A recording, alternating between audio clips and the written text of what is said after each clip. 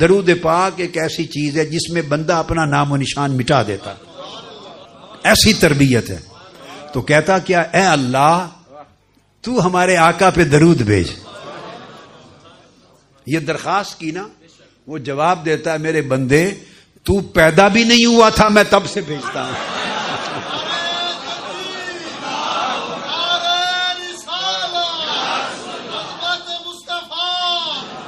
تو جب بھی درخواست کرتے ہیں اللہ قبول کرتا ہے. میں بھیجتا ہوں محبوب پہ درود، آپ کی درخواست قبول ہوتی ہے.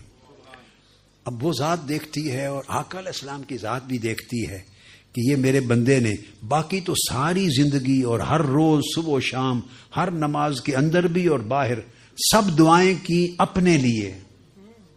یہ ایک دعا میرے امتی نے ایسی کی جس میں اس کے اپنے لیے کوئی مانگا ہی نہیں. اس نے میرے بلندی درجات کی، میرے اوپر درود بھیجنے کی درخواست کی. تو وہ بھی راضی، آقا بھی راضی.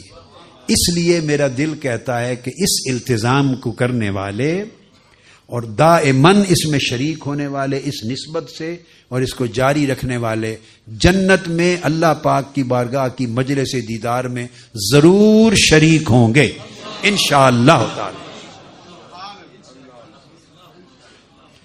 اور اگر اللہ پاک کو قبول ہوا، آپ تو اچھے لوگ ہیں، نیک لوگ ہیں، جائیں گے ہی جائیں گے. اگر آپ کی شفاعت یا مجھے بھی اللہ نے اگر بخش دیا آپ کے صدقے، آپ کی توفیل دوزخ کے عذاب سے بچا لیا، اگر بخشش کا فیصلہ ہو گیا اور گھس کے میں بھی کہیں آپ کے ساتھ چلا گیا، تو انشاءاللہ تعالی آپ یاد رکھ لیں ملاقات ہوگی مجلس دیدار میں، ملاقات ہوگی. اور انشاءاللہ آپ کہیں گے وہ بات ہمیں اس شام کی حضور یاد ہے، یہ کہیں گے انشاءاللہ ہوگی، یہ بات ہوگی ہماری انشاءاللہ، یہ بات ہوگی. آقا علیہ الصلوۃ والسلام کا یہ وعدہ ہے.